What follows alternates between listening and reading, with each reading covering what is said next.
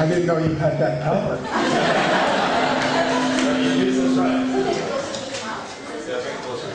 My question is there such a thing as a Jewish people? What are we taking current questions?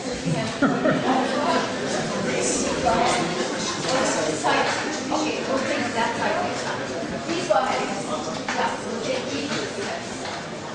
Go ahead. Sayyid Hassan Nasrallah promised that he will take revenge on Imam Khomeini. Do you think that Israel will wait until Hezbollah take the revenge for Imam Khomeini, or they will eventually just find the right time and they will attack Lebanon? Thank you. Okay, I'm going to answer those questions in not in consecutive order. The second question is, to my thinking, completely irrelevant, and it's not something that we should be rendering judgment on. If people think they're a people, then they're a people. And nobody has the right to tell a people that they're not a people. So I'm not going to stand here and have a laundry list and say, well, we don't have this characteristic and that characteristic and that characteristic. According to me, you're not a people. If people have the sentiment of feeling a common bond with others on the basis of their religion, their culture, their language, then it's none of anybody's business to tell them that they don't feel that sentiment.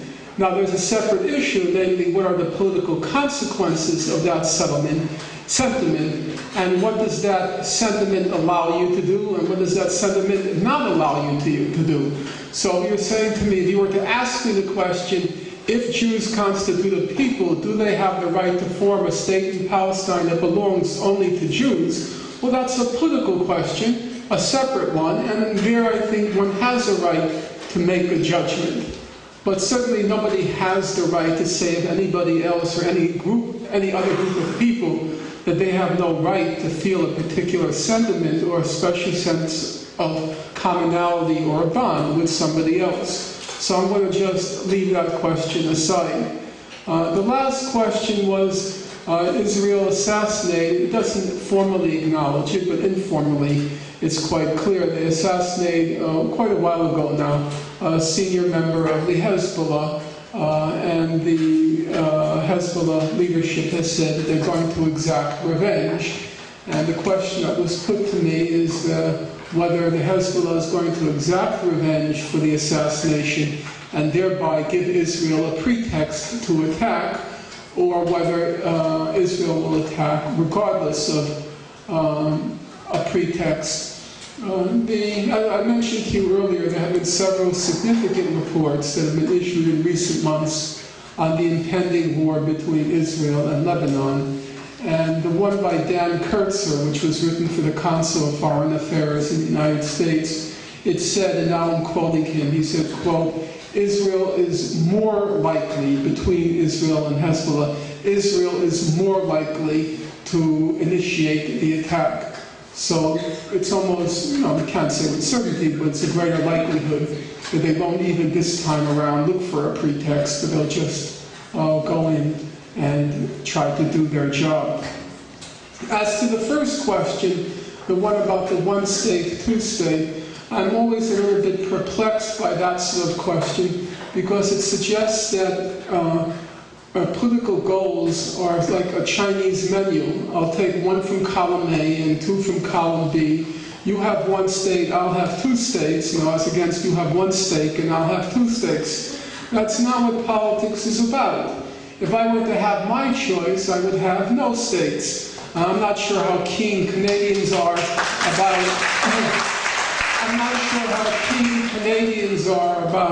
eliminating the border between the U.S. and Israel, though I have to say between Obama and Harper, maybe the border should stay up, whatever you folks think. But that's not obviously what politics is about. Politics is about what's possible in a given circumstance or in a given set of circumstances. And then you have to look at what the circumstances offer. And the most I can say, or what I think is definitive, in my opinion, over dinner this evening with the members of CJPME, both the organizational heads and also with the interns, the question came up of comparisons between Israel-occupied territories on the one hand and South Africa on the other during the apartheid years. And I was told that at a conference that was held last week here in Montreal, some folks from South Africa were discussing the differences and similarities between apartheid and the situation Israel-Palestine. But to me, the most fundamental difference is what has the international community resolved. The international community was committed, or was willing to be committed, to the idea of one person, one vote in a unitary South Africa. And that means you have the whole weight of international opinion on the side of that political goal. Now, it's true, it was basically an inactive international opinion until the anti-apartheid movement stirred it into action, and just like the Mavi Marmara, forced world leaders to do what verbally they were saying should be done, but weren't acting on.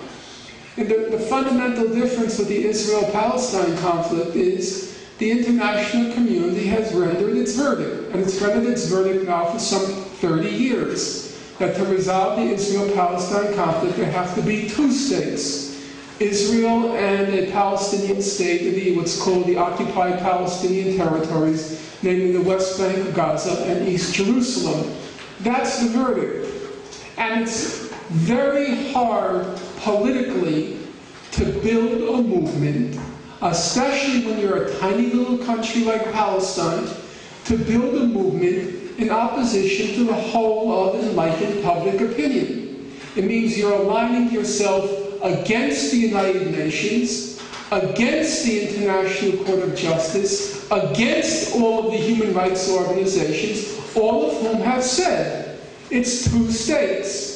And I don't see how you can possibly win a struggle in general, and in particular a struggle of this kind, setting yourself a goal which is in defiance of the whole of world opinion. I don't see how it can happen. Good, thank you. What we're going to do? We're going to take the 4 questions here. Please be as brief as you can. Just ask your question. We're going to get Dr. Finkelstein to answer it. We'll take all the questions on this side, and then we'll call it a night. So please. It's on. I appreciated your words this evening, Dr. Finkelstein. I don't know who's older, you or me, but I also have lived my entire life hearing about Israel and Palestine and ad nauseum, since I was a kid. And I'm 72 now, so we can figure out the length of time this issue has been going. You've raised a point which you just touched on and hinted on, but I find to be a qualitative escalation of this whole conflict, and that is your prediction about a pending war between Hezbollah and Israel and then Iran. And you hinted, but I'll say it, we're talking nuclear war. Iran has nuclear warheads, and so does Israel. Everybody knows this. These are known secrets. Do you mind just the question, just for the benefit of everyone? What I'd like to know is, what can we do to prevent nuclear war? We're now talking not just about the Middle East, we're talking about the world now. Yeah, thank you, sir. Please go ahead. Thank you, Dr. Finkelstein. Recently, the Washington Post reported that a U.S. court had declared that the parents of an American Jewish teenager could pursue the Bank of China, amongst others, for their alleged support or connection in regards to an attack by Islamic Jihad a few years ago, which killed their son. I'm assuming it's under the Alien Torts Act, but it doesn't specify in the article. My question is, have people on the other side said, tried, or are they planning to pursue either the U.S. government, for example, providing the cluster mines which have been used in Lebanon, or any other of the material or the billions of dollars every year which go to support Israel's efforts for their role in what has been, what some would argue, terrorism inside Lebanon and other places. Thank you. Please go ahead. Hello. You based your argument on thousands of records of human rights and international community. What would be your reply to those who say that international human law, human rights, and all this is like a game that was constructed by the victorious powers after the World War II? Especially that now we hear that since the game is not being a winning game for those powers, there are those who are asking to change the international law, to change the international human rights, especially that after the last incident of the Gaza Freedom Flotilla, and they claim that it interferes in the sovereignty and the security of states. That's why we have to get rid of it. Thank you. Okay. On the first point, If you don't mind, we're just going to take, I know you've, I'm going to we'll give you 15 forget. seconds. The problem is I'm going to forget. I do have to do the three. I'll try to do it, expeditiously. The first question, I don't think anybody rationally plans to use nuclear weapons. And, I think we all don't even want to contemplate that. I just think that things are moving in a direction such that you can't say with any kind of certitude that they won't be resorted to. I think we're just headed in a very dangerous direction because I don't see how that war will end. I could see it beginning, but I cannot see it ending. And I think we have to be sensitive to that prospect. As to what we can do, well, you can only do your best because that's the best that you can do. I can't provide any guarantees it's going to stop the war machine once it's in motion, but we have to be aware that the consequences now are going to be quite severe. And not that they haven't been severe already for the people of Lebanon and Gaza, but they can be severe for the whole region, and we don't even know how much beyond the region. The second question was, just remind me quickly, there have been, first of all, we should bear in mind, let's just take the case of Gaza. The gentleman who asked me the question, he was referring to Lebanon. In the last 72 hours of the Israeli assault on Lebanon in 2006, when the war was already over, the UN resolution had been passed, in the last 72 hours, Israel dropped approximately 1 million cluster bomblets on South Lebanon.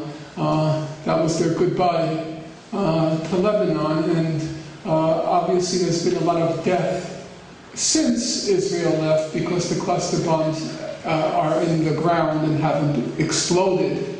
But the more pertinent question was the one on the white phosphorus.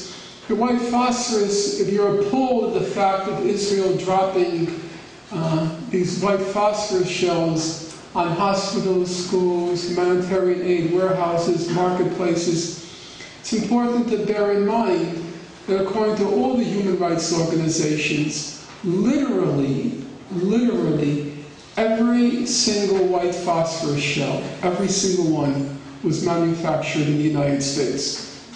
What happened in Gaza, as Amnesty International said, it could not have happened were it not for U.S. taxpayer money. That's their words, U.S. taxpayer money. As to what has been attempted, well, you understand, I'm sure, that resources are scarce in trying to carry out all of these legal cases. There are many legal fronts which are being pursued. The one that's most notable now is not on the cluster bombs or on the white phosphorus shells, but the folks on the Mavi Marmara have gone to the International Criminal Court and are trying to get an indictment of Israel because of the summary executions on the Mavi Marmara. And that's still pending because the head of the ICC has to render a judgment as to whether a